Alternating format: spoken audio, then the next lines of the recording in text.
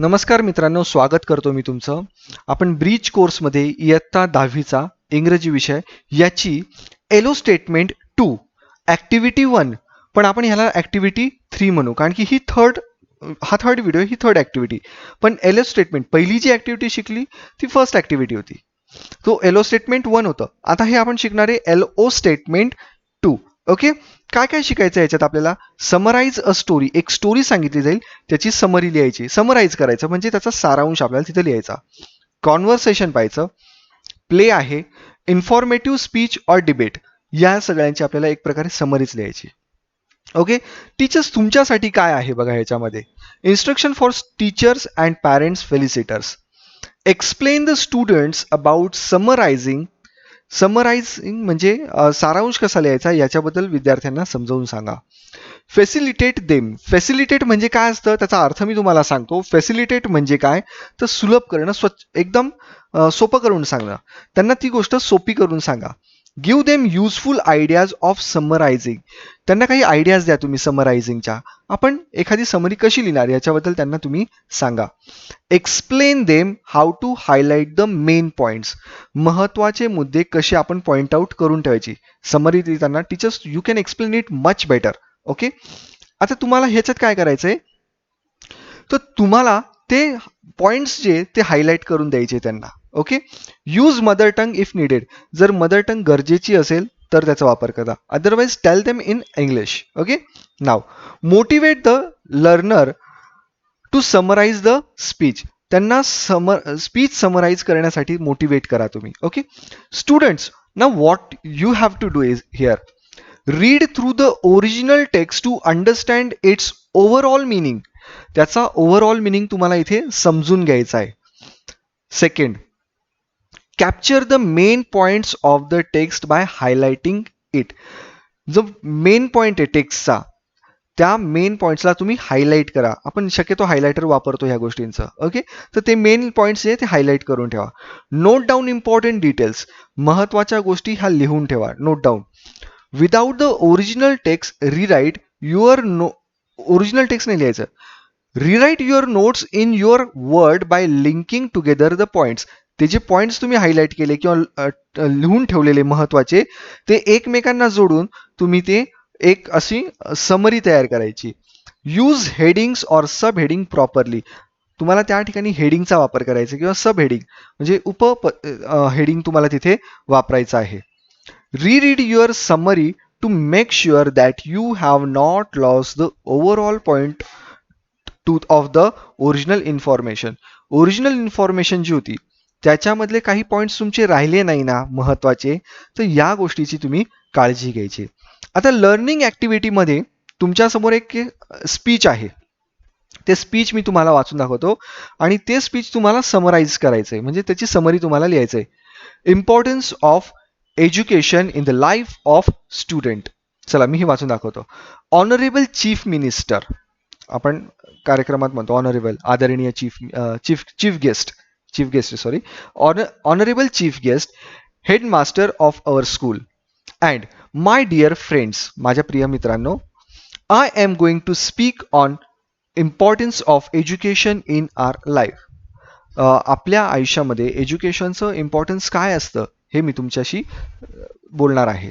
Education is one of the most important and mandatory element in the life of student. विद्यार्थ्याच्या आयुष्यामध्ये शिक्षण हे फार महत्त्वाचं आणि अनिवार्य असं घटक, एलिमेंट म्हणजे घटक आहे. It helps the student to do analysis while making important decision in life.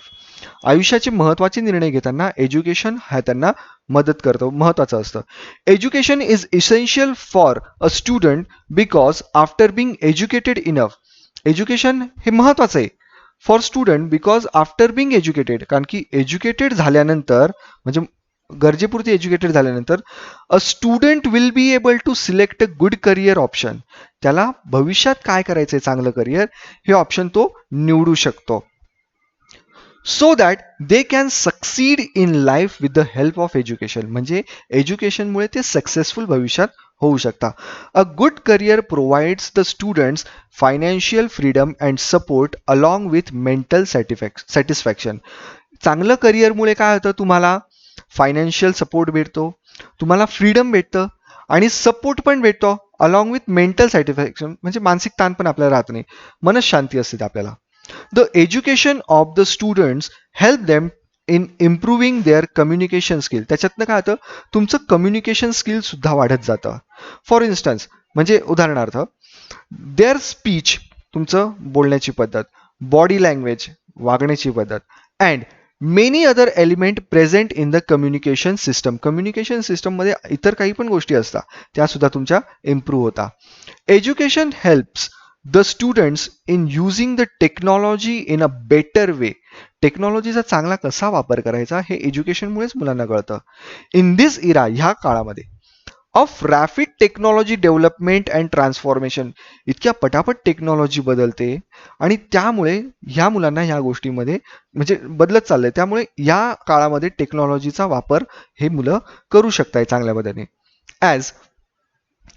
As we all know that education is the key element of everyone's life today. प्रत्येकाच्या आयुष्याची ती किल्ली आहे. Education has the value that helps in making people valuable. व्यक्तींना किंमत त्याच्यामुळे समाजामध्ये मिळते. अँड फुल ऑफ नॉलेज, त्याच्यामुळे ते पूर्ण काय होता, नॉलेज त्यांना मिळतं, म्हणजे नॉलेज त्यांचं वाढत जातं. Education is necessary for the growth of life for everyone. प्रत्येकाच्या आयुष्यामध्ये एज्युकेशन हे फार कसं आहे, महत्त्वाचं आहे. It has the same value for everyone equally. त्याच्यामुळे प्रत्येकाला चांगल्या प्रकारच्या व्हॅल्यू मिळतात, समानतेच्या व्हॅल्यू मिळू शकता. Everyone is having the right to learn. प्रत्येकाला शिकण्याचा हा हक्क आहे. विदाऊट एज्युकेशन, आणि एज्युकेशनशिवाय life can become so difficult and hard to survive. आणि विदाऊट एज्युकेशन आपलं जे आयुष्य आहे ते सर्वाईव्ह करण्यासाठी फार कठीण जातं. Okay, this education plays vital, महत्त्वाचा. एज्युकेशन आपल्या आयुष्यात फार महत्त्वाचा role in our life, vital role in our life, म्हणजे एज्युकेशन हा आपल्या आयुष्यात फार महत्त्वाचा रोल प्ले करतो. थँक्यू. आता याच्यावर तुम्हाला समरी लिहायची. महत्त्वाचे पॉईंट्स तुम्ही नोट डाऊन केले असेल, मी तुम्हाला काही मराठी अर्थ पण सांगितला, त्याच्यामुळे महत्त्वाचे पॉईंट तुम्ही नोट डाऊन केले असेल.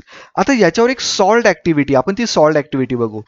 इम्पॉर्टन्स ऑफ स्पोर्ट सेम आहे. पहिलं तुम्ही फक्त ऐकलं, स्पीच ऐकलेलं आहे. आता हे स्पीच ऐका आणि याच्यावर तुम्हाला समरी पण दिली, ती समरी पण एकदा तुम्ही बघून घ्याल. Okay, importance of sport. Honorable chief guest, headmaster of our school, and my dear friends, today I am going to speak on importance of sport. आज मी स्पोर्ट्सच्या बद्दल, स्पोर्ट्सचं महत्त्व काय त्याच्याबद्दल बोलणार आहे. If you observe some people, then you will notice that human life is a series of tension and problems. माणसाचं आयुष्य कसं आहे, पूर्णपणे असं एक सिरीजच आहे टेन्शनची, आणि बरेचशा आपल्या समस्या सुद्धा असतात. Also they have variety of concern relating to their life. आणि त्यांना बरीचशी चिंता पण असते त्यांच्या आयुष्याबद्दल, वेगवेगळ्या प्रकारच्या चिंता असतात, व्हरायटी असते त्या चिंतांमध्ये सुद्धा. Okay, sport is something that makes us free from this troubles. आणि स्पोर्ट एक अशी गोष्ट आहे की आपण त्यामुळे ह्या इतर ट्रबलपासून काय होतो, वेगळे होत जातो. ट्रबल्स, कन्सर्न, चिंता, आणि टेन्शन, जे काही आपलं टेन्शन असतं त्याच्यापासून. Moreover they are an essential part of life. Who believe in life are able to face the problem. म्हणजे मोर एव्हर जर मी तुम्हाला सांगायचं लागलं, दे आर इसेन्शियल, स्पोर्ट्स आपल्यासाठी essential part of life. Who believe in life are able to face problem. तुम्ही लाईफमध्ये खूप प्रॉब्लेम्स फेस करताय. They help in proper operation of various organs of the body. स्पोर्ट्समुळे काय होतं, ते आपल्या बॉडीमधले जे वेगवेगळे ऑर्गन्स आहेत त्यांना मदत करतात प्रॉपरली काम करण्यासाठी. Further more they refresh our mind, आणि त्यांच्यामुळे आपलं माइंड सुद्धा कसं होतं, जरा शांत होतं. अँड द बॉडी फील्स री एनर्जाइज, आणि बॉडी सुद्धा री एनर्जाइज जरा फील करते. Okay, it also make muscles strong and keep them in good shape. आणि आपले मसल्स जे असतात त्यांना सुद्धा ते एक तर स्ट्रॉंग ठेवतं आणि चांगल्या शेपमध्ये सुद्धा ठेवतं. इन स्कूल्स अँड कॉलेजेस, शाळेत सुद्धा, कॉलेजमध्ये सुद्धा, they consider sports as an important part of education. म्हणून शाळेत आपल्याला पीटीचा तास असतो, का असो, की ते इम्पॉर्टंट आहे आपल्या शरीरासाठी, आपण खेळलंच पाहिजे. Okay, also the organise sports competition of different kinds, वेगवेगळ्या प्रकारच्या स्पोर्ट्स कॉम्पिटिशन सुद्धा ते अरेंज करत असतात. In schools they organised annual sports event, आणि शाळेत सुद्धा वेगवेगळ्या प्रकारचे अॅन्युअल स्पोर्ट्स इव्हेंट सुद्धा असतात. And on a daily basis they have specific period of sports and game, आणि डेली बेसिसवर सुद्धा आपण वेगवेगळ्या प्रकारचे स्पेसिफिक गेम्स सुद्धा खेळत असतो.